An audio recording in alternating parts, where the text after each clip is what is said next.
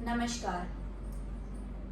रंगमंच संवाद श्रृंखला के अंतर्गत अखिल भारतीय रंगमंच को दृष्टि में रखकर आज हम बांग्ला भाषा के सुप्रसिद्ध नाटककार बादल सरकार के द्वारा रचित नाटक पगला घोड़ा पर हमारी आचार्य प्रोफेसर मलिक जी से संवाद करेंगे।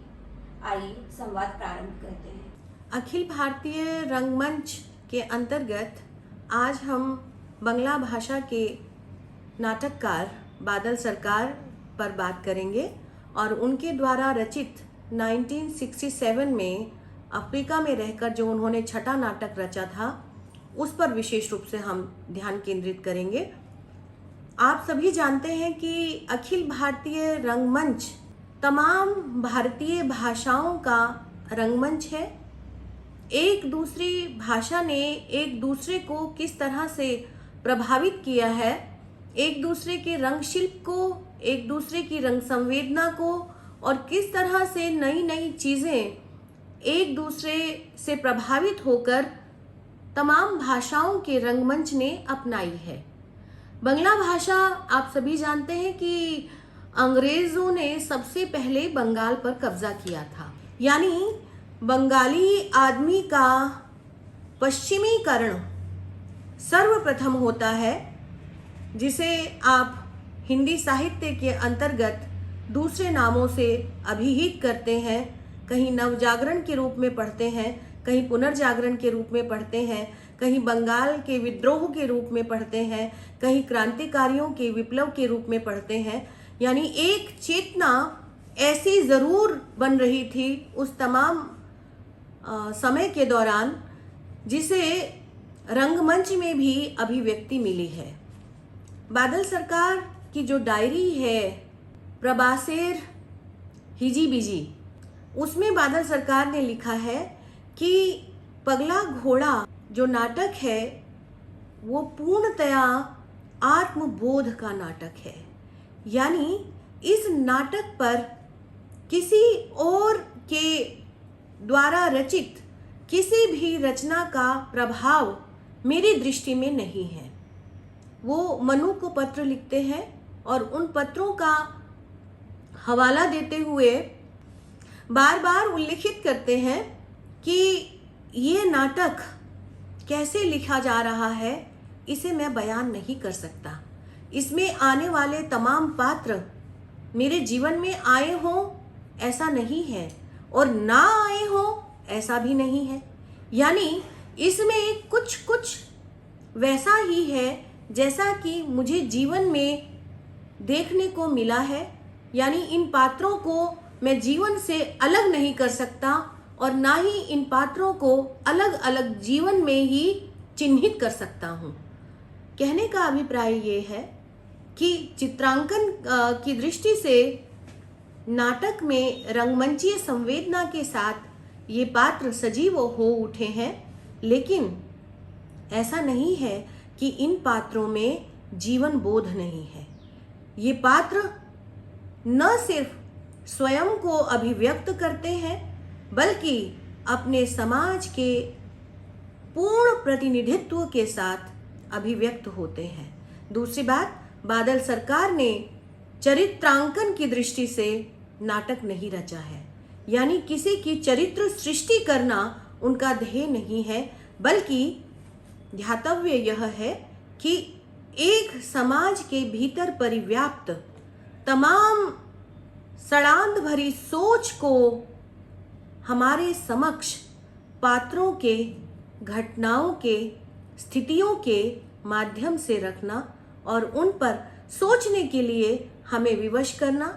तो ये नाटक दर्शकों के लिए एक चुनौती भी है, दर्शकों के लिए परिवर्तन आकांक्षा का एक आधार भी है और दर्शकों के लिए अपने समय और समाज को ठीक ढंग से समझने, आत्मसात करने, उसमें कौन से परिवर्तन इच्छित होने चाहिए और कौन से नहीं होने चाहिए, जो है वो कितने सही और गलत हैं, उन पर विचार करने का पूरा कैनवस हमारे सामने प्रस्तुत करता है। नाटक भले ही एक दृश्य बंध में बंधा हुआ है, लेकिन जीवन के तमाम दृश्यों को अपने में समेटे है। सर्वाधिक हम जिसे मनुष्य का सबसे बड़ा गुण और सबसे बड़ा अवगुण मानते हैं, यानी प्रेम, वह प्रेम जो परमात्मा के स्वरूप को अभिव्यक्त करता है, वह प्रेम जो परमात्मा होने को दृष्टिगत करता है, वह प्रेम जो मनुष्य को महान बनाता है, और वह प्रेम जो मनुष्य को संकीर्ण कर देता है। प्रेम के तमाम रूपों को शनै शनै कर इन पात्रों, इन घटनाओं और स्थितियों के माध्यम से बादल सरकार ने पगला घोड़ा में रखा है। अब एक बात नाटक के शीर्षक पर। नाटक का शीर्षक है पगला घोड़ा। बंगला में प्रयुक्त होने वाले पगला घोड़ा को हिंदी में अभिव्यक्त कर पाना प्रतिभा अग्रवाल के लिए भी बड़ी कठिनाई की बात थी। उन्होंने स्वयं इसका उल्लेख किया है, लेकिन जब पगला घोड़ा की प्रस्तुति सबसे पहले टीपी जैन ने की 1969 में हुई और उससे जब हिंदी दर्शकों का फीडबैक प्राप्त हुआ, तब पता चला कि पगला घोड़ा नाम भले ही बंगला में प्रयुक्त होता रहा हो, लेकिन हिंदी दर्शकों को आत्मसात करने में कहीं कोई दिक्कत नहीं हुई, बल्कि जितनी सराहना हिंदी में इस नाटक को मिली है, दूसरी भाषाओं में अपेक्षाकृत कम ही मिली है। पगला घोड़ा के शीर्षक में प्रेम का पागलपन ही नहीं है। आप देखिए, जब कोई भक्त प्रेम में पूर्णतया डूब जाता है, तब हम उसे पगला ही कहने लगते हैं। या किसी व्यक्ति का सीधापन जब खरी और सच्ची बातों को सहज भाव से समाज में अभिव्यक्त करने लगता है, तब हम उसे पगला कहने लगते हैं। या कोई व्यक्ति, स्त्री हो या पुरुष, जब समाज के भय से उन्मुक्त होकर, निर्भीक होकर सत्यता को गले लगाने लगता है, तब हम उसे पगला कहने लगते हैं। तो ये पगला शब्द जो है वो घोड़ा, यानी घोड़ा जो रुकता नहीं, कहा जाता है कि घोड़े के अगाड़ी कभी नहीं आना चाहिए, क्योंकि घोड़ा आपको भी टाप कर, आपके ऊपर पांव रखकर आगे दौड़ जाएगा। ये घोड़ा क्या है?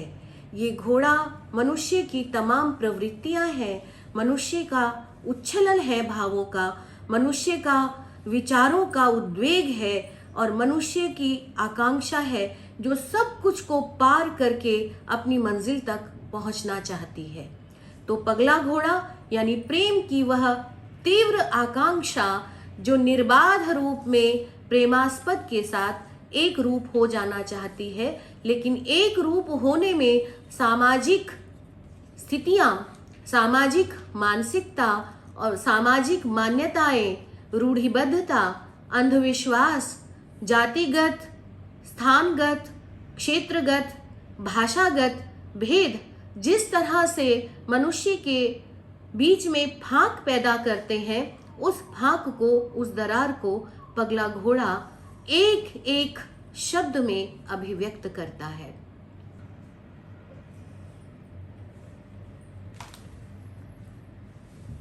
प्रथम अंक। कस्बे के बाहर एक शमशान। शव यात्रा में आए लोगों के बैठने के लिए एक कोठरी जो मंच का आधा हिस्सा घेरे है। कोठरी में एक बड़ी चौकी, 2 नीचे स्टूल, एक कोने में कटोरे से ढका पानी का घड़ा, पीछे बाईं ओर दरवाज़ा, उसके बगल में खिड़की, उसके बाद दीवार घूमकर सामने की ओर आ गई है, मकान की सीमा निर्धारित करती हुई। दाहिनी ओर की जगह मानो कमरे के बाहर है। रात, कमरे में पेट्रोमैक्स जल रहा है। खुली खिड़की, दरवाजे के पीछे दूर कहीं आग जलने का आभास मिल रहा है। लाल रोशनी रह रहकर नाच उठती है। घर के बाहर का हिस्सा पीछे की ओर एकदम अंधेरा है। पर्दा खुलने पर कोठरी में 4 आदमी बैठे 29 खेल रहे हैं। 2 चौकी पर बैठे हैं, 2 स्टूल पर। एक हाथ खेल होने के बाद बातचीत शुरू होती है। नाटक का जो रंग शिल्प है, वह जितने भी निर्देशकों ने इसका प्रयोग किया है, सभी ने चौकोर, चौखटे रंगमंच का प्रयोग किया है। टीपी जैन साहब हों, चाहे दिनेश ठाकुर हों, चाहे श्यामानंद जालान हो, चाहे सत्यदेव दुबे हो, और चाहे बंगाली में इसकी प्रस्तुति करने वाले शंभू हों, सभी ने चौकोर रंगमंच का चयन किया। कुछ ने एक कोने पर एक झोपड़ी नुमा कमरा बनाया, जिस कक्ष में शव दाह के लिए आए हुए लोग बैठकर रात व्यतीत करते हैं, शव के जल जाने की प्रतीक्षा में। कुछ ने वो कमरा नहीं बनाया, सिर्फ लाइट से आभास दिया कि एक कक्ष है। लेकिन बादल सरकार ने जो रंग शिल्प दिया है वो इतना प्रभावशाली है। इससे पहले भारतीय रंगमंच में शमशान का प्रयोग वर्जित माना जाता था, और इससे पहले जलती हुई चिता दिखाना मंच पर यह भी वर्जित था। क्यों वर्जित था, इसके कारण को भी समझ लेना चाहिए। हमारी प्राचीन परंपरा तमाम आंगिक मौद्रिक स्थितियों से ही रंगमंच को रूपायित करती थी, लेकिन हमारे पास ऐसे कोई उपकरण नहीं थे, विद्युत उपकरण, जिनके माध्यम से हम रंगमंच पर तरह तरह की प्रकाश की भंगिमाओं से चीज़ों को रूपाकार प्रदान कर सके।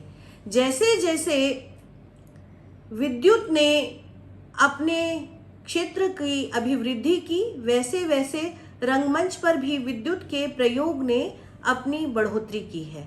और अब हम चिता को दिखाने के लिए या तो एक कोने में मंच के नीचे ईंटें रखकर या कुछ पत्थर रखकर उसके ऊपर बड़ा सा तसला रखकर उसमें अग्नि जलती हुई दिखा सकते हैं, क्योंकि चिता नहीं दिखाई जाती, बल्कि खिड़की से और कमरे के बाहर निकलने से वो रोशनी दिखनी चाहिए जहां आग जल रही है। लेकिन ऐसा करना भी ज़्यादातर संभव नहीं है। कुछ बंगाल के गांव में जब इसका प्रस्तुतिकरण हुआ तो ऐसा किया गया, क्योंकि गांव में धुएं के निकलने का जो निकास का क्षेत्र था वो बहुत बड़ा था और मंच को घेरा नहीं जाता था उस तरह से। उधर से पीछे की तरफ से, दाएं बाएं की तरफ से और आगे की तरफ से कहीं भी पर्दे नहीं होते थे, इसलिए धुएं के जाने की जो जगह थी वो बहुत बड़ी थी। शहर में जहां हम एक बंद प्रेक्षागृह में रंगमंच करते हैं, वहां इस तरह से दिखाना संभव नहीं है। लकड़ियों का गट्ठर तो दिखाना सहज है, लेकिन जलती हुई चिता को दिखाना संभव नहीं होता। इसलिए विद्युत के माध्यम से उस चिता का चित्रण किया जाता है और उस चिता को नहीं दिखाया जाता, बल्कि उस चिता से उठने वाली लपटों को ही इसमें जितने पात्र हैं वो देख पाते हैं। तो ये जो पूरा रंग शिल्प है, जो रंग संकेत दिया है प्रारंभ से, यही दृश्य बन आदि से लेकर अंत तक पूरे नाटक में चलता है। पहली बार बादल सरकार ने ऐसा प्रयोग किया कि शमशान और प्रेम दोनों को आपस में इतना घुला मिला दिया कि दोनों को अलग करना बड़ा मुश्किल है। आपको याद आते होंगे कबीर, जो कहते हैं, प्रेम गली अति सांकरी तामे दो न समाए। या कहते हैं कबीर, यह घर प्रेम का खाला का घर नाही, शीस उतारे भुई धरे तब बैठे घर माही। यानी प्रेम में मरना तो पड़ता ही है, फिर प्रेम में शमशान की वर्जना क्यों हो, या प्रेम में चिता जलाने की वर्जना क्यों हो। जब प्रेम का अंतिम अर्थ मर जाना है, मिट जाना है, अपने आप को समाप्त कर देना है, तब फिर ये ऐसी वर्जनाएं तुच्छ प्रतीत होती हैं। हालांकि प्रेम का जो मरना है वो अहमन्यता का मरना है, अहंकार का मरना है, दो भाव का मरना है। जब आप किसी के साथ इतने आत्मस्थ हो जाते हैं, इतने तद्रूप हो जाते हैं कि आपको अपना अस्तित्व, अपना होना दूसरे से कतई भिन्न नहीं दृष्टिगत होता, तभी आप वास्तविक प्रेम करते हैं। तो ये जो प्रेम को बादल सरकार ने इसके साथ घुला मिला दिया है, ये बहुत ही अद्भुत प्रयोग है। और मेरी दृष्टि में भले ही नाट्य शास्त्रीय उपकरणों में शमशान का उपकरण रखना वर्जित रहा हो, लेकिन भारतीय दर्शन में आद्यंत प्रारंभ से लेकर आज तक ये मृत्यु, प्रेम की मृत्यु वर्ण्य रही है, हमेशा सराही गई है। कार्तिक 1, 1, 2, 3, 6, 6, 2, 8, 10, 12, 13। 2 काला खोलिए शशि बाबू। कार्तिक 5 काला हो गया सातू बाबू, बस एक और खुल जाए तो इन लोगों की काली झंडी तैयार। बस देखो ये काली झंडी, ये किसकी काली झंडी है? तमाम बैठे हुए पात्रों की काली झंडी। क्या काली झंडी? हमारे व्यक्तित्व में कुछ ना कुछ ऐसा अवश्य होता है जिसे हम छुपाना चाहते हैं, जिसे हम किसी को बताना नहीं चाहते, और हर एक के पास ऐसा काला, ऐसा शामल जिसको हम कहते हैं, जबकि कहना ये चाहिए कि उससे हम अनुभव ग्रहण करते हैं। अगर आप कुछ जीवन में खराब करेंगे ही नहीं, बुरा करेंगे ही नहीं, तो आपको अच्छे का, सत्य का आभास क्या होगा, है ना? अगर जीवन में अंधकार नहीं होगा तो प्रकाश की पहचान कैसे होगी? अगर जीवन में सत्यनिष्ठा नहीं होगी तो असत्य का बोध हमें कैसे होगा? इसलिए ये दोनों सिक्के के 2 पहलू हैं, और सिक्के के एक पहलू को आप रख लें, दूसरे को ना रखें, ये हो नहीं सकता, क्योंकि सिक्का रखने का अभिप्राय ही दोनों को रखना है। तो ये जीवन एक सिक्का है जिसके साथ दोनों पहलू आबद्ध हैं, पूर्णतया जुड़े हुए हैं, उन्हें हम पृथक कर कर नहीं देख सकते। इसलिए ये काली झंडी रंग संकेत है कि यहाँ बैठे 4 पात्र बैठे हैं और 5वीं लड़की चिता पर जल रही है। इन 5 के जीवन में कुछ ना कुछ अंश ऐसा है जिसे ये सार्वजनिक, सामाजिक नहीं करना चाहते। क्यों नहीं करना चाहते? क्योंकि समाज उसे श्रेष्ठ नहीं समझता, समाज उसे हेय और तुच्छ समझता है। इसी मानसिकता से बादल सरकार की लड़ाई है। सातु जोर से हंसकर, वाह कार्तिक बाबू वाह, बसंत पार किए 49 और गुमान इतना। ये पुरुष का गुमान है। पुरुष जो समाज को बनाता है, जो समाज के कायदे कानून बनाता है। इस पृथ्वी पर एक भी समाज ऐसा नहीं है जहां के कायदे कानून औरतों ने बनाए हों। तमाम कायदे कानून बनाने वाला ये पुरुष गुमान में रहता है कि मैं ही समझदार हूँ, मैं ही सर्वाधिक बौद्धिक जीव हूँ। कहा जाता है ना, स्त्रियों के पास तो अकल होती ही नहीं, और होती है तो कहाँ? पाँव के नीचे, है ना? तो पाँव के नीचे जिसकी अकल को आपने बता दिया, यानी मिट्टी, उस मिट्टी की पहचान भी पितृसत्तात्मक समाज में पुरुष को नहीं होती। तो ये गुमान है कि आपने बसंत पार किए 49 और गुमान इतना कि ना जाने मैंने कितना अनुभव ले लिया जीवन का। मैं 2 साल पहले 49 पार कर चुका हूँ। Yes sir, 51 half century plus 1। ये दूसरा अहंकार। दूसरा अहंकार क्या है कि मैं हूं तो 51, लेकिन आपसे 10 साल छोटा दिखता हूं। छोटा दिखता हूं नहीं, छोटा दिखता हूं। छोटा दिखना भी जैसे गोया कोई गुण हो गया हो। सातु जोर से हंसकर, अरे नहीं शशि बाबू, रात दिन कूलियों से माथा मारते ही बीत जाता है। सर्दी गर्मी, रात दिन कब आते हैं कब चले जाते हैं पता ही नहीं लगता। बुढ़े होने का समय कहाँ मिला? देखिए, बूढ़ा होने का समय कहाँ मिला? बूढ़ा इंसान कब होता है? बूढ़ा इंसान समय से पहले भी हो जाता है। आपने होरी पढ़ा है, आपने रंगभूमि पढ़ा है ना? और आपने मैला आंचल पढ़ा है, तो मैला आंचल में भी आपने कालीचरण की माँ का चित्रण पढ़ा है, तहसीलदार का पढ़ा है, बावन दास का पढ़ा है।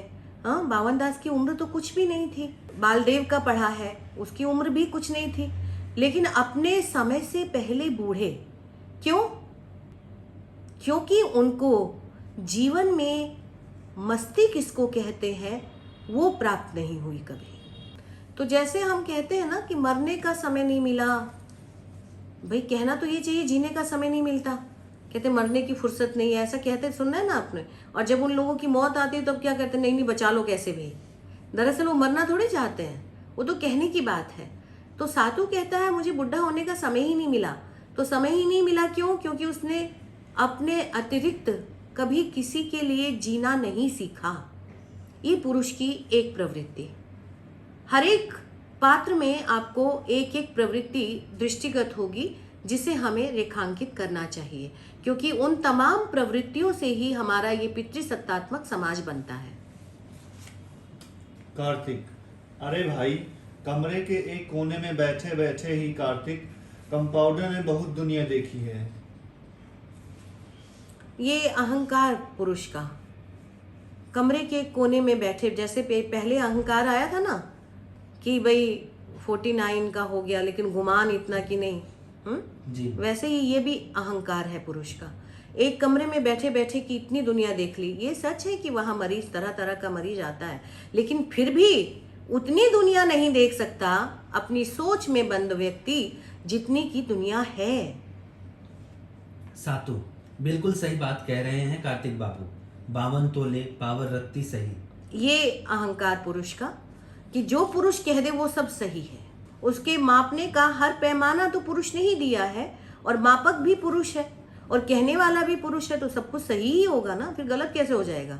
गलत अगर करेगा तो पुरुष से इतर वाला जीव करेगा, जिसका जो कि नगण्य है इनकी दृष्टि में। कार्तिक, आहा, क्या कहे जा रहे हैं? ऐसे नहीं कहते, कौन जाने। सातु, देखो, ये ऐसे नहीं कहते, ये ऐसे नहीं कहते।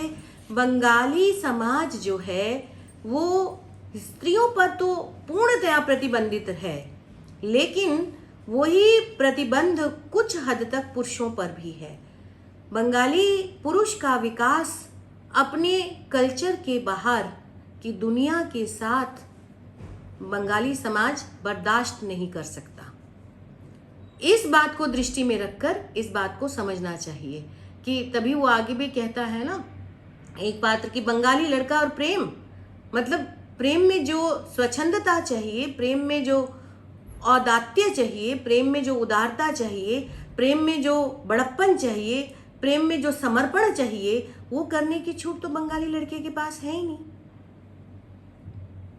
सातु अट्टहास, ऐसे कहते नहीं, ऐसे करते नहीं, ऐसे देखते नहीं, ऐसे सुनते नहीं, ऐसे खाते नहीं, ऐसे पीते नहीं।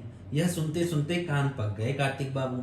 जब से होश संभाला तब से यही सुनता आ रहा हूँ, पर दुनिया में ऐसा कोई भी काम नहीं जो मैंने न किया हो, ऐसा कुछ भी नहीं है जो मैंने न देखा जाना हो। फिर भी मजे में तो हूँ, कुछ तो नहीं हुआ। देखो, ये पुरुष की अहमन्यता बहुत जबरदस्त। यही बात अगर एक स्त्री कहे तो, 100 लांछन 100, है ना, तो 100 लांछन नहीं, हजारों लाखों, वो जीने के लायक नहीं, उसको मार डाला जाएगा, समाप्त कर दिया जाएगा। क्योंकि समाज को दूषित करने वाला, प्रदूषित करने वाला, समाज को गंदा करने वाला उसको ठहरा दिया जाएगा, है ना जी। और लेकिन पुरुष बड़ी शान से कहता, जैसे ये कोई अच्छी बात तो नहीं है कि जो भी करणीय नहीं है वो भी मैंने किया लेकिन मुझे कुछ तो नहीं हुआ है। क्यों नहीं हुआ है? क्योंकि उसी समाज के बीच में बैठे हो ना, जिसके कायदे कानून तुम्ही ने बनाए हैं, जिसकी सारी मान्यताएं तुमसे शुरू होती हैं, जिसकी सारी रूढ़ियां, रीति रिवाज, तमाम चीजें तुम्हारे बनाने से बनी हैं। इसीलिए तो तुम्हें कुछ नहीं हो रहा है, क्योंकि तुम्हारे लिए वहां पूरी छूट है, पूरा खुला आकाश है, पूरी धरती है तुम्हारे लिए। लेकिन क्या दूसरों के लिए, क्या अपनी आधी आबादी स्त्री के लिए आपने वो छूट रखी है? सवाल यही है। लेकिन आप देखिए, दो पुरुषों की लड़ाई होती है, पुरुष कहता है मुझे प्रतिशोध लेना बड़े गर्व के साथ, है ना, मैं छोड़ूंगा नहीं उसको। क्या प्रतिशोध लेना हमारी संस्कृति में अच्छी बात है? नहीं है ना। नहीं। लेकिन पुरुष की इस बात को कितने लोग सराहते हैं कि वाह, उसने प्रतिशोध लेने की ठानी और प्रतिशोध लेकर दिखाया। यहाँ तक कि यदि कोई प्रतिशोध ना ले तो उसे उसकी कमजोरी माना जाता है। तो ये यही बात है कि ये पुरुष का अहंकार है, जिसने समाज को बांध कर संकीर्ण किया है, छोटा किया है, संकुचित किया है और समाज की विस्तृति को काट कर सीमित किया है। इस सीमित स्थान में स्त्री हमेशा अपने आप को अनफिट पाती है, हमेशा अपने आप को सही रूप में अभिव्यक्त कर पाने की छूट उसके पास नहीं है।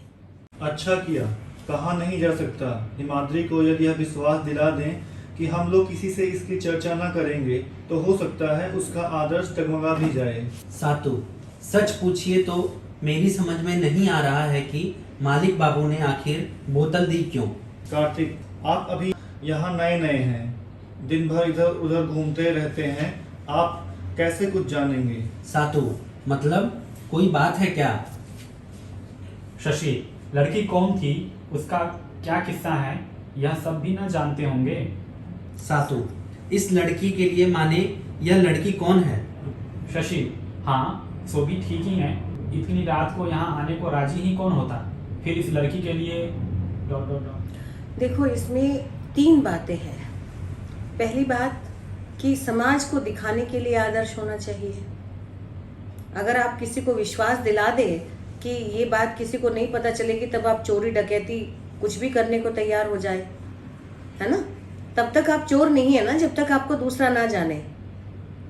दारू पीने का भी एक आदर्श है इसमें, स्पेशली विशेष रूप से स्कूल टीचर के लिए। स्कूल टीचर को आदर्शवादी होना ही चाहिए। अब ये बताइए, स्कूल टीचर को तो ऐसा होना चाहिए कि बच्चों के प्रति संवेदनशील हो, ये अनिवार्य शर्त है। बच्चों के समक्ष वो जो व्यवहार करे वो स्कूल के अनुरूप हो, ये एक आदर्श है। बच्चों के प्रति उसकी ममता हो, लगन से बच्चों को सिखाए, मेहनत करे उनके लिए, ये उसका आदर्श है। दारू ना पिए, ये कौन सा आदर्श है। कौन बच्चा देखने जाता है कौन दारू पीता है, नहीं पीता है, नहीं जाता ना। ये सवाल होना ही नहीं चाहिए जो कि सवाल उठाया गया है। क्यों? क्योंकि ये समाज का मापदंड है। समाज इस मापदंड से आपको नापता है। अगर आप दारू पीते हैं तो आप अच्छे व्यक्ति नहीं हैं। एक शराबी आदमी अगर बहुत अच्छा कलाकार हो और आप भरे समाज में उसकी प्रशंसा करते हुए यह कहें कि वो आदमी बहुत अच्छा कलाकार है, उसकी कला से मैं परिचित हूँ, तो लोग कहेंगे बेवकूफ़ है, वो तो दारूबाज है। दारू पीने से उसकी सारी विशेषताएं खत्म हो जाती हैं, उसकी इंसानियत खत्म हो जाती है, ऐसा समाज मानता है। तो ये खोखला आदर्श जो छुपकर करने में तो आप कितना ही कुत्सित कृत्य करते रहें, लेकिन समाज के समक्ष ना करें, बस इतना ही चाहिए। दूसरी बात, लड़की का क्या किस्सा है, मालिक बाबू ने विलायती क्यों दी, यहीं से कहानी शुरू होती है इस समाज की। यानी एक मालिक बाबू एक लड़की के शव को जलाने के लिए 4 व्यक्तियों की व्यवस्था करते हैं। 3 व्यक्तियों को वो जानते हैं, उनके लिए वो शराब भेजते हैं, वो भी विदेशी शराब देते हैं, ताकि उसके लोभ में वो उस लड़की को जलाने चले जाएं। आखिर क्यों? मालिक बाबू का उसके साथ क्या संबंध है, क्यों मालिक बाबू देते हैं?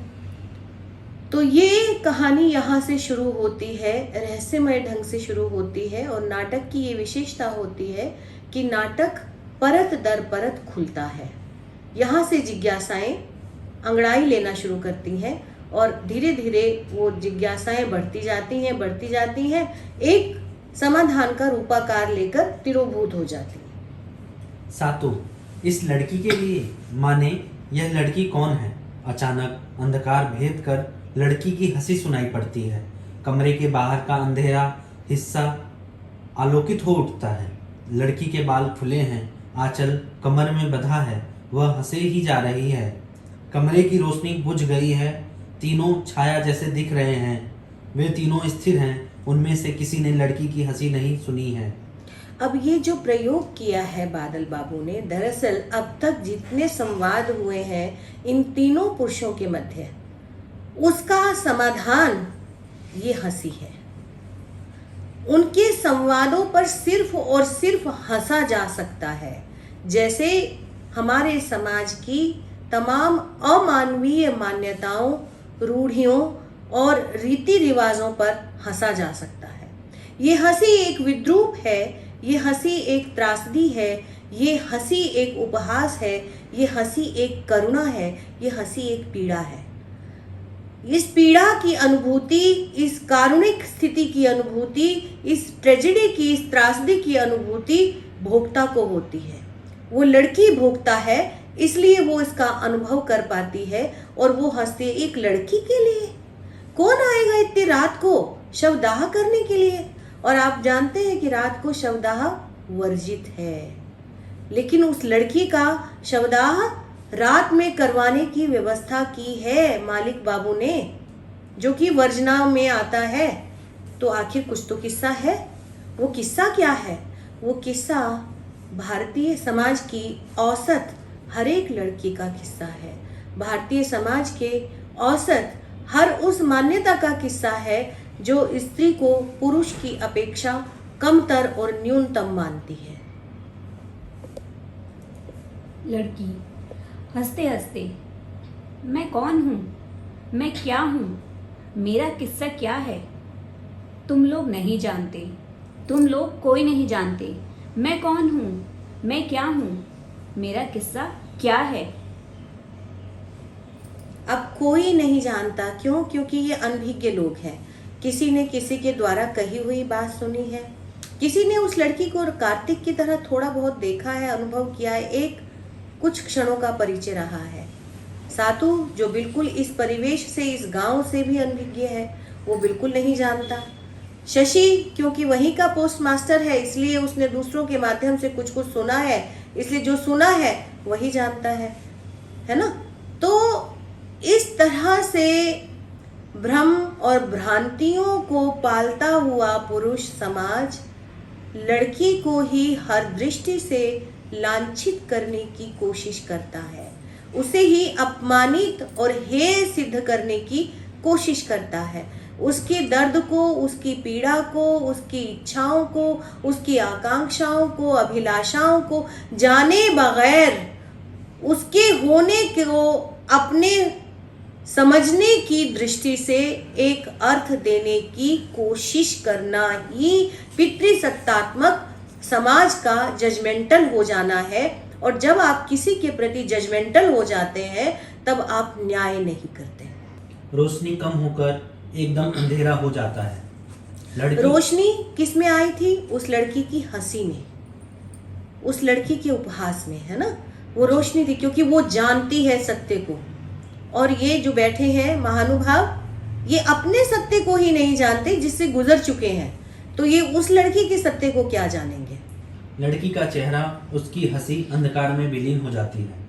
कमरे में प्रकाश होता है, ऐसा लगता है जैसे बातचीत में कोई व्यवधान ही न पड़ा हो। ये बादल सरकार की नई टेक्निक है। इस रंग तकनीक को हमें समझना चाहिए। जो कुछ भी दर्शकों को समझाना चाहते हैं, आपके मन में उठ रहा है द्वंद्व या आवेग या कोई भाव या कोई विचार, तो उसे कैसे कहें?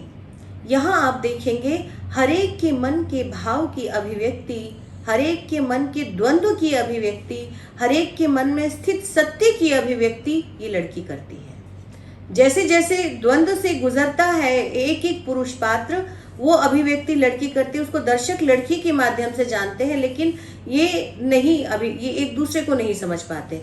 मतलब ये जो चार बैठे हैं पुरुष, इनको एक दूसरे के मन की बात नहीं पता चलती, जैसा कि हम जानते हैं प्रायः नहीं चलती पता, लेकिन दर्शकों को पता चलती है कि उसके मन में क्या स्थितियां उद्भूत हो रही हैं, क्या तिरोभूत हो रहा है, क्या फिर से जन्म ले रहा है, क्या वो सोच रहा है, किस ऊहापोह में वो पड़ा हुआ है, किन उलझनों से वो गुजर रहा है। उन तमाम स्थितियों को ये लड़की वाणी देती है।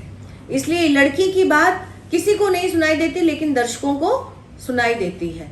लड़की किसी को नहीं दिखाई देती, लेकिन दर्शकों को दिखाई देती है। ये रंग तकनीक है, और ये रंग तकनीक मन की इच्छाओं, आकांक्षाओं को, जिनको हम पारंपरिक रूप से मुद्राओं के माध्यम से अभिव्यक्त करते थे हमारी रंग परंपरा में, उसको बादल सरकार ने इस तरह एक सजीव पात्र खड़ा करके मंच पर अभिव्यक्ति प्रदान की है। कार्तिक, लड़की का बहुत बड़ा किस्सा है सातू बाबू, बहुत बड़ा। सुन लिया, बहुत बड़ा किस्सा है। मतलब उसी किस्से से ये पूरा विश्व बना है। इतना बड़ा किस्सा आपने सुना होगा आदम और हव्वा की कहानी। जी। है ना। जी। जहाँ वर्जित है उनका प्रेम करना और वर्जित है ईश्वर के बगीचे का सेब खाना। कार्तिक, लड़की का एकमात्र दोष यह था कि वह लड़की थी। देखो, लड़की का एकमात्र दोष यह था कि वह लड़की थी। आप जानते हैं, कोई भी आतंकवादी ग्रुप हो, उसका टारगेट कौन होता है? महिलाएं। जी, यदि वर्तमान परिदृश्य में भी देखें अफगानिस्तान की स्थिति हो, ISIS को देख लो, बोको हराम, आप बोको हराम को देख लो, हूती विद्रोहियों को देख लो, आप जब इजराइल और फलस्तीन का जो किस्सा है, पूरी कहानी उसको देख लो कि वहाँ भी सबसे ज़्यादा नुकसान औरतों को पहुँचा जाता। सीरिया को देख लो, जी। ठीक है। और जिस तरह से ये बोको हराम, ISIS वाले या ये तालिबानी लोग महिलाओं को लेकर प्रताड़ित करते हैं, ज़बरदस्ती उनसे निकाह करते हैं, उनका दैहिक मानसिक शोषण करते हैं, प्रताड़ना देते हैं, यातना देते हैं, वो तमाम चीज़ें आज हमें बताती हैं कि हमने कैसा समाज बनाया है इस धरती पर। मतलब कुछ भी हो, आपकी शांतिपूर्ण व्यवस्था हो, चाहे आपकी आतंक से भरी त्रासद व्यवस्था हो, उसमें अगर सबसे ज़्यादा निरीह प्राणी कोई है तो वो स्त्री है ना। उसका किस्सा तो अनंत है। और हमारे जैसे समाज में, भारतीय समाज में, जहाँ तमाम तरह के आदर्शवाद सिर्फ और सिर्फ महिलाओं के लिए है, वहाँ उसका किस्सा और भी ज़्यादा बढ़ जाता है, क्योंकि उसको एक ऐसा भार भी ढोना है अपनी इच्छाओं आकांक्षाओं को दबाकर, जो समाज ने जबरदस्ती गठरी के रूप में उसके सिर पर धर दिया है ना। तो इस वजह से ये लड़की का दोष है एकमात्र लड़की होना। ना वो अपनी इच्छा से शिक्षा प्राप्त कर सकती, ना वो अपनी इच्छा से व्यवसाय कर सकती, ना वो अपनी इच्छा से खा पी पहन सकती, ना वो अपनी इच्छा से रह सकती। कुछ भी वो अपनी इच्छा से नहीं कर सकती, क्योंकि उसकी इच्छा समाज की आंखों की किरकिरी है। सातु, आप लोग तो इस किस्से को और भी पेचीदा बनाए जा रहे हैं। लगता है जैसे इसके पीछे कोई रहस्य है। कमरे में फिर अंधेरा, बाहर लड़की पर रोशनी। लड़की किसकी जिंदगी में रहस्य नहीं है, और किस्सा किसकी जिंदगी में किस्सा नहीं है? तुम लोगों का कोई किस्सा नहीं है, कोई रहस्य नहीं है। सब कह डालो ना, कहकर जी हल्का कर डालो। देखोगे कि तुम सबका किस्सा एक जैसा ही है। सबका एक जैसा किस्सा मिलकर एक रूप हो जाएगा। देखो, ये जो कह रही है लड़की, किसी को नहीं सुन रहा है, लेकिन दर्शकों को सुन रहा है ना। तो सब अपने आप में सोच रहे हैं। जब लड़की के किस्से की बात की और रहस्य की बात की, तो सब सोच रहे हैं, ये चारों पात्र जो बैठे हैं, कि किसका किस्सा नहीं। हम सबका भी तो कोई ना कोई किस्सा है ही, है ना। सब जानते तो है ना, चोर दूसरा ना जाने तुम चोर हो, चोर तो जानता है ना मैं चोर हूँ जी। जिस पर जो बीती वो तो जानता है कि मेरा भी एक किस्सा है जो मैंने समाज से छुपाया है, दबाया है, समाज को नहीं दिखाया है, नहीं दर्शाया है। तो यही बात उनके अंतर्द्वंद की बात है, और दर्शकों को क्योंकि इसका अभिज्ञान कराना है, इसलिए लड़की इस संवाद को बोलती है। शशि, स्वार्थ तो है पर ऊंचे दर्जे का। यानी यहाँ आने का कि आप लोगों की प्रेम में पड़ी थी क्या ये लड़की? कहते नहीं तो यहाँ फिर आप लोग क्यों आए? कि हम तो विलायती के उससे आए, और फिर गांव घर की बात थी, किसी को अपना ट्रांसफर नहीं कराना था, किसी को विलायती का मोह खींच लाया, और कोई दोस्त की वजह से आ गया। तो कहता है क्योंकि आप बिल्कुल इस गांव और परिवेश से अनभिज्ञ हैं, और आप सिर्फ और सिर्फ दोस्ती के नाते आए हैं, हमारे लिए आए हैं, इसलिए आपका स्वार्थ जो है ना वो ऊंचे दर्जे का है।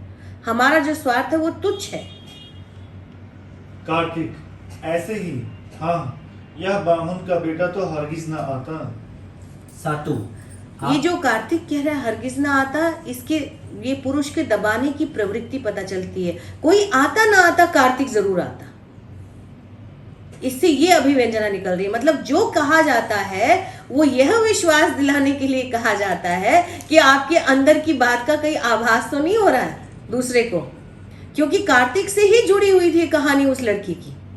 कार्तिक के पास ही वो जहर लेने जाती है बार बार, ठीक है, इसलिए कार्तिक जो ये बात जोर दे के कह रहा है कि कोई आता ना आता, ये ब्राह्मण का बेटा तो हरगिज ना आता, ये हरगिज आता चाहे कोई ना आता। सातु, आपके कहने का मतलब है कि यदि कोई लड़की इस तरह मर जाती, ऐसी लड़की जिसका बाप के सिवाय और कोई न हो और वह भी लकवा का शिकार होकर खाट पकड़े हो तो? शशि, सातु बाबू, क्या हिमाद्री की तरह आप पर भी आदर्श का भूत हो रहा है? सातु हंस पड़ता है हिमाद्री का प्रवेश।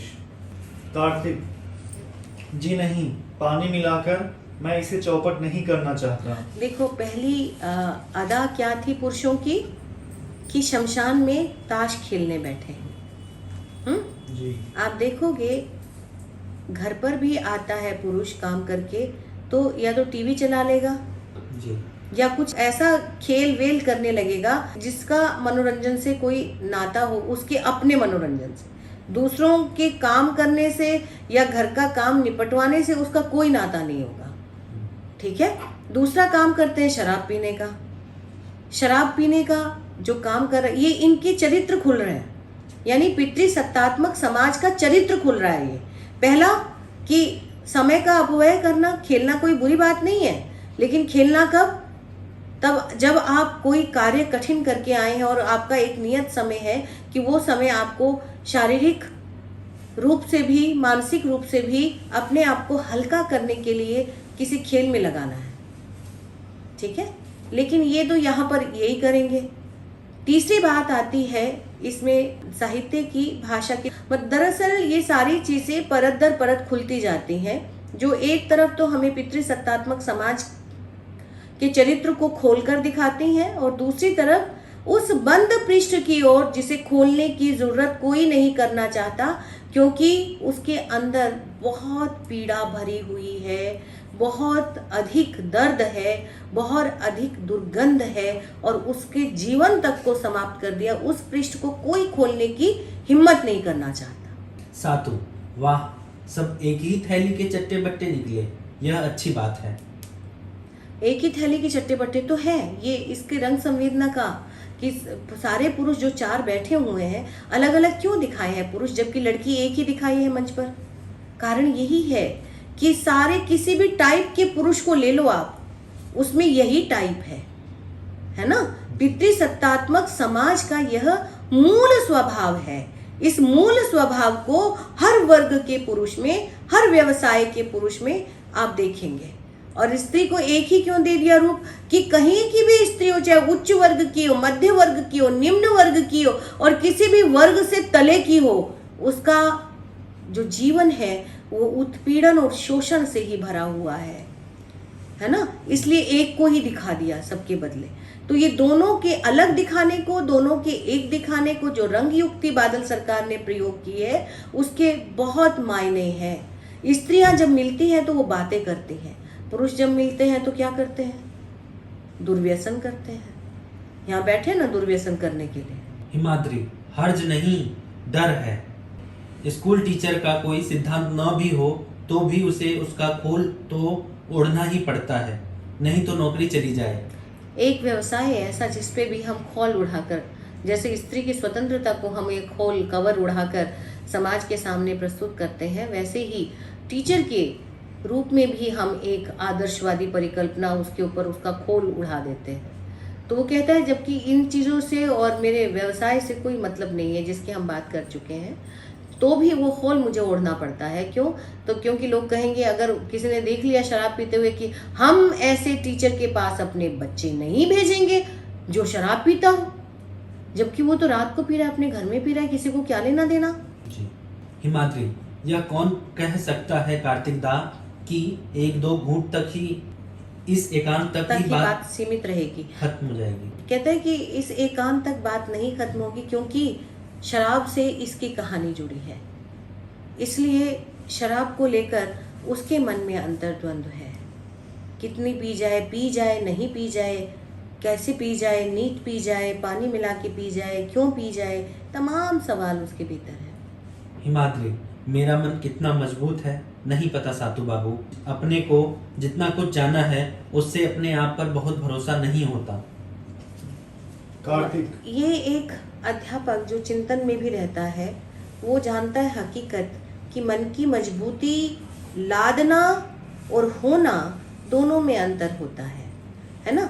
आप मन मजबूत दूसरे का देखना चाहते हैं, अपने मन की करना चाहते हैं, ऐसा समाज है हमारा। कार्तिक, अरे नहीं, इससे बहुत ज्यादा। वह सब सुनकर क्या करोगे? पर हाँ, यह सही है कि जिसका मन मजबूत ना हो उसे इतनी तारीफ नहीं मिलती। हाँ, कहते हैं कि कुछ ना कुछ परिस्थितियां तो जीवन में ऐसी आई हैं जिससे कि गांव वाले लोग सब आपकी प्रशंसा करते हैं, और प्रशंसा भी खाली शिक्षण को लेकर नहीं करते हैं बल्कि आपके चरित्र को लेकर करते हैं। देखो, चरित्र को लेकर बात करना समाज का एक स्वभाव बन गया है, जबकि चरित्र के विषय में संस्कृत की जो कहावत है, सहवासीनम एव जानाति सहवासीनम चरित्रम, कि सहवासी ही सहवासी का चरित्र जान पाता है। यानी जो दिन रात साथ रहता है सिर्फ वही जान सकता है कि तुम कैसे हो। ठीक है, कुछ पल किसी के साथ बिता लिए तो आप नहीं जान सकते, या किसी को देख लिया जो दावा करते हैं कि हमने तो पहली नजर में जान लिया, है ना। ये ऐसा कुछ नहीं होता। आप किसी के अंतर्मन को नहीं पढ़ सकते, क्योंकि जिस भाषा का और जिन आंगिक चेष्टाओं का, जिन आंगिक क्रियाओं का हम सामूहिक रूप में प्रयोग करते हैं, व्यवहार करते हैं, वो प्रायः उलट रूप में करते हैं। जैसे आप किसी का सम्मान नहीं करना चाहते, लेकिन वो बहुत बड़ा है, पद में बहुत ऊपर है, और सबके समक्ष आपके सामने आ जाता है, सब लोग नमस्ते कर रहे हैं तो आपको भी नमस्कार करना पड़ता है, जबकि आप चाहते हो उसको जूते मारना, है ना, लेकिन नहीं मार सकते क्योंकि वो सामाजिक प्रतिबंध में आप बंधे हुए हैं, है ना।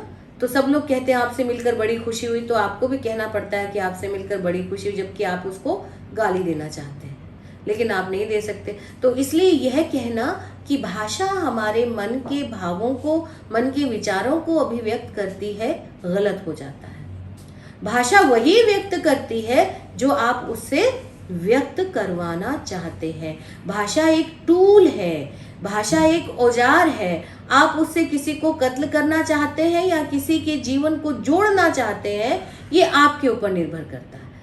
हमें भाषा की परिभाषा को बदलना होगा। जहां हम कहते हैं कि भाषा लिखित और मौखिक हमारे भावों को अभिव्यक्ति देती है, हमारे भावों को नहीं देती।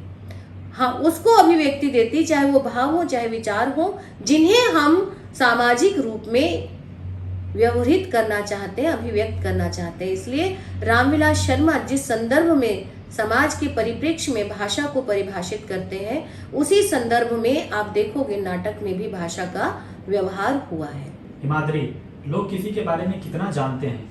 भूल से हुए जिसे मन की मजबूती मान बैठते हैं, वह क्या है जानते हैं? हठ, एक हठी आदमी का जबरदस्त हठ। ये हठ धर्मिता, पुरुष की हठ धर्मिता कि स्त्री हो तो मेरे जैसी हो, जैसा मैं चाहता हूँ वैसे। वो कोई मिट्टी का पुतला है जिसको कि आप थप थपक के, काट के, छांट के अपने अनुकूल बना लें। लेकिन पुरुष ने ज्यादातर कोशिश इस धरती पर यही की है कि स्त्रियां उनके अनुरूप हों। आप देखोगे कि एक गोरी चिट्टी सुंदर सुडौल स्त्री का विवाह बहुत ही कुरूप पुरुष से हो जाता है, लेकिन किसी सुडौल सुंदर पुरुष का विवाह किसी भद्दी बदसूरत स्त्री से देखा है कभी? क्योंकि स्त्री कॉम्प्रोमाइज कर लेती है, पुरुष नहीं कॉम्प्रोमाइज कर पाता। लड़की, यह हुई ना बात, यही तो तुम्हारा किस्सा है, यही तुम्हारा रहस्य है। बोले जाओ सब लोग, एक एक आदमी एक एक किस्सा, एक एक रहस्य। कौन किसका किस्सा जानता है? बोलो, कौन किसके बारे में जानता है? ये हठ धर्मिता से ही हिमाद्री की कहानी जुड़ी है, क्योंकि मिली को उसने अपने अनुरूप बनाना चाहा।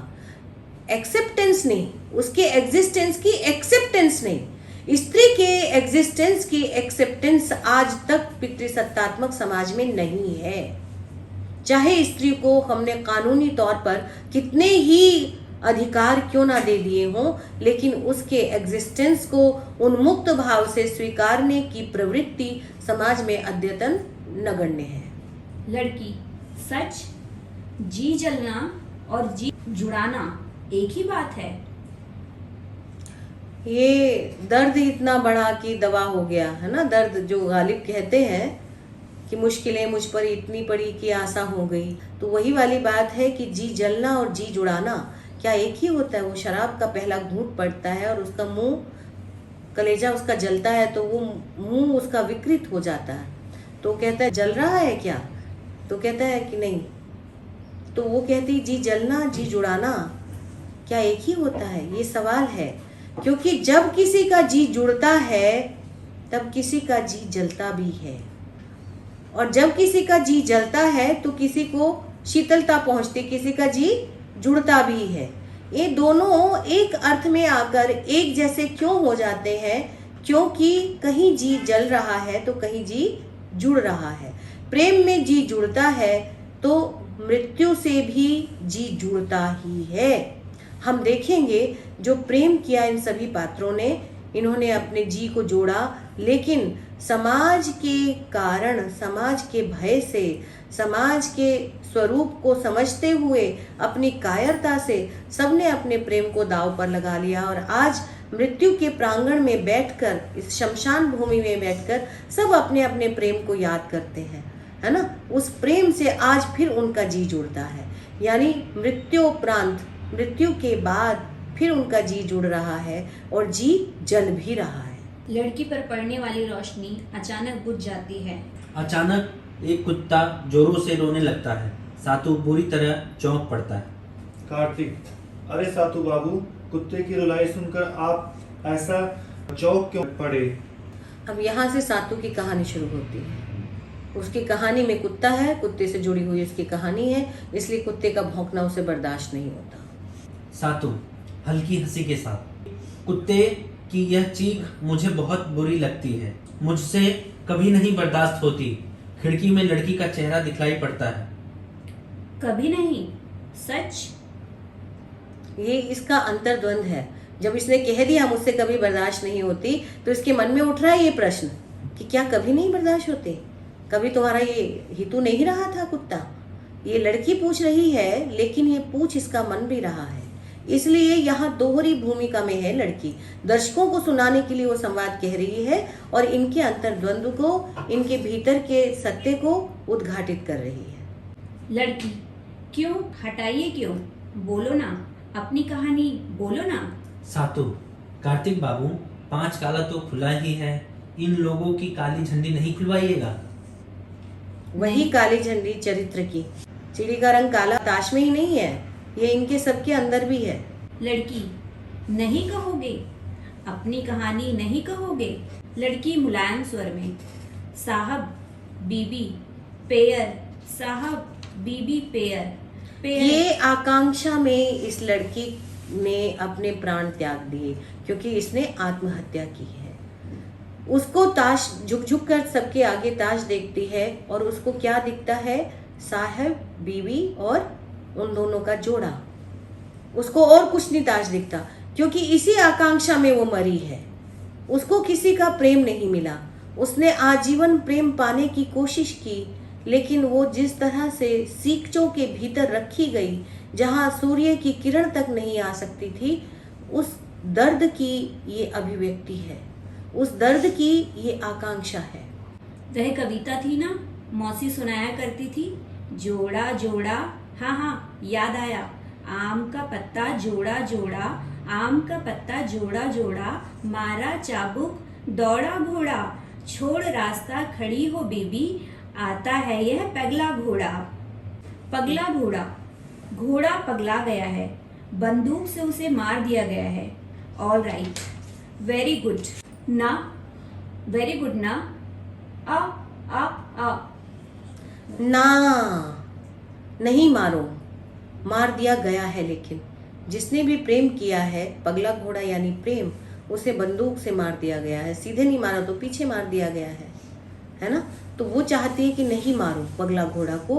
पगला घोड़ा प्रेम है जो कुछ भी सीमाएं नहीं देखता और जिस किस की तरफ दौड़ पड़ता है, जिस किस के मन में उतर जाता है, जिस किस को अपनी आगोश में थाम लेता है। इस लड़की को नहीं थामा, यही इसकी पीड़ा है। तो वो कहती है, मारा कोड़ा दौड़ा घोड़ा, छोड़ रास्ता खड़ी हो बीवी, आता है ये पगला घोड़ा। रास्ता छोड़कर खड़े हो जाओ, क्योंकि घोड़ा नहीं तो तुम्हारे ऊपर ही सवार हो जाएगा। लेकिन इसमें भी इसकी पीड़ा है, इसकी तरफ नहीं, इसने बहुत रास्ता छोड़ा लेकिन इसकी तरफ पगला घोड़ा फिर भी कभी नहीं मुड़ा, कभी नहीं आया। सातों 11, 13, 16 चलिए काली झंडी हो गई। लड़की सामने एक और हट जाती है, उसकी नज़र इन लोगों की ओर है, दर्शकों की ओर पीठ है जिस पर खुले बाल लहरा रहे हैं। ये देखो दोनों को काली झंडी तैयार हो गई और ये खुले बाल दर्शकों की तरफ, उसकी पीठ पर लंबे बाल जो लहरा रहे हैं, ये काली झंडी है। यानी हर स्त्री को हमने कलंकित करने की कोशिश की है, चाहे स्त्री किसी भी वर्ग की हो, किसी भी उम्र की हो, हर रूप में स्त्री को हमने कलंकित करने की कोशिश की है। महिमा मंडन तो सिर्फ हम गाने और दिखाने के लिए करते हैं। कार्तिक, क्यों साहब, हार गए तो रोने लगे? शशि खड़े होते हुए, नहीं हारने की बात नहीं। अच्छा, क्या जीतने पर हर समय अच्छा ही लगता है? हार जीत से जुड़ी हुई है इसकी कहानी। मनुष्य दोनों को स्वीकार कर सकता है, लेकिन पुरुष कभी भी हार को स्वीकार नहीं कर सकता। इसलिए पुरुष अद्यतन पूर्ण मनुष्य नहीं बना है। वो जीतना चाहता है, हर हाल में जीतना चाहता है, अपना सर्वस्व दांव पर लगाकर भी जीतना चाहता है, क्योंकि सत्ता के हर रूप की कुंजी वो अपनी मुट्ठी में बंद करना चाहता है। सातु ना, एकदम नहीं, एक बार भी नहीं। समय ही कहाँ मिला? सातु, इच्छा हो क्यों? अब ये इसको विवाह का भी समय नहीं मिला, बूढ़ा होने का भी समय नहीं मिला, तो पता चलता है कि ये जो समाज का किसी भी रूप में वहन नहीं करता। पुरुष, अगर इसकी जगह पे स्त्री रखो, ये सारे पात्र है ना, इनकी जगह पे स्त्री रखो आप, और स्त्री को रखकर देखोगे तो आप पाओगे कि कितना लांछित करते हम ऐसे स्वरूप में स्त्री को। जिस रूप में हम इनको शानदार पुरुष मान रहे हैं, है ना, समर्थ पुरुष मान रहे हैं, समाज के उपभोक्ता पुरुष मान रहे हैं, समाज को देने वाले पुरुष मान रहे हैं, अगर उसी रूप में स्त्री को रख दोगे तो स्त्री को हम पूर्णतया 100% नहीं 200% उसको कलंकित मानेंगे, निंदनीय मानेंगे। उसकी आलोचना करते करते हमारी जीवा कभी नहीं थकेगी। सातु, इच्छा हो क्यों?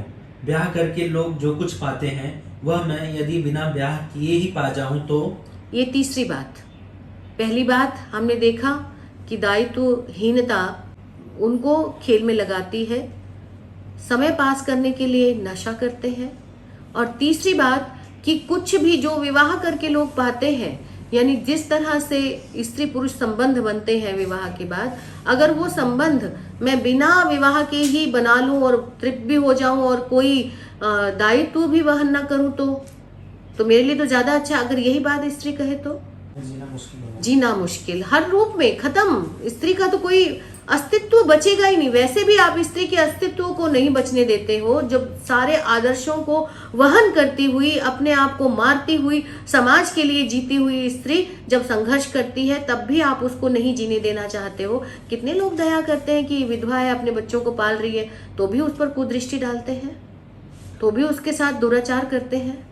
यहाँ तक यदि कभी है ना? की भी बात हो तो उसके कितनी ऊपर- मासूम बच्ची जो स्कूल जाती है, छोटी बच्ची, उस पर भी कुदृष्टि डालते हैं। जो सक्षम बनने के लिए हम भेज रहे हैं जिसको, जहां उसको हम पूरी तरह से अक्षम बनाकर अपनी उपभोग्या बनाना चाहते हैं, भोग्या बनाना चाहते हैं। तो ये समाज का दोगलापन, समाज का दुचित्तापन, समाज का ये दोहरा मापदंड जो स्त्री के लिए कुछ और है, पुरुष के लिए कुछ और है, एक एक जगह में, एक एक स्थिति में, एक एक घटना से, एक एक पात्र से खुलता है। अच्छा, इतना ही नहीं, दूसरे सब लोगों से अच्छा ही पा जाऊं तो? हिमाद्री, सच? क्या ऐसा हो सकता है? सातु, लगता है हिमाद्री बाबू को मेरी बात जची नहीं। हिमाद्री, मुझे जचने न जचने का सवाल नहीं है, मैं तो केवल पूछ रहा हूँ कि क्या सचमुच वैसा होना संभव होता है? सातु, देखिए हिमाद्री बाबू, यदि आप कहें कि पुत्रार्थ क्रियते भार्या, तब बात अलग है, पर अपने वंश की बेल बढ़ाने की बात तो कभी मेरे लिए सरदर्द बनी नहीं। अब आप ही बताइए क्या करूं? पुत्रार्थ क्रियते भार्या, यानी पत्नी होनी चाहिए पुत्र पैदा करने के लिए, पुत्री पैदा करने के लिए नहीं। क्योंकि पुत्र ही तो नरक से उतारता है, पुत्री थोड़ी, पुत्री तो नरक में डालती है। जो पुत्री नरक में डालती है वो स्त्री सबको चाहिए, और जो पुत्र पहुंचाता है आपको स्वर्ग में तथा कथित रूप से, वो पुत्र देने वाली भार्या चाहिए। अगर लड़की पैदा करती है तो कलंकित, तो अपमानित, तो तिरस्कृत, तो छोटी, तो कमतर। हिमाद्री, मैंने वंश वेल बढ़ाने की बात तो नहीं कही। कार्तिक, वह असल चीज आपको कहाँ मिलती है? तो ये सवाल पूछता है कि कहाँ मिलती है बिना विवाह के वो असल चीज आपको, तो वो बताता है कि सब जगह, सबको बताता है वो कि झुग्गी झोपड़ी में भी मिलती है, बड़े बड़े आलीशान महलों में भी मिलती है, मिडिल क्लास घरों में भी मिलती है, और वो ये बताता है कि सजे सजाए कुछ सज्जित कमरों में भी मिलती है, जो स्पेशली उन्हीं के लिए होते हैं। यानी वो वेश्यावृत्ति छद्म रूप में भी समाज में विद्यमान है, क्योंकि पुरुष ने बनाई हुई है, और वो वेश्यावृत्ति स्थूल रूप में भी समाज में परिव्याप्त है, क्योंकि पुरुष की आवश्यकता है। पुरुष की हर आवश्यकता पूरी होनी चाहिए, जायज नाजायज रूप में उसको स्त्री जैसे भी उपलब्ध करनी है उसको उपलब्ध होनी चाहिए।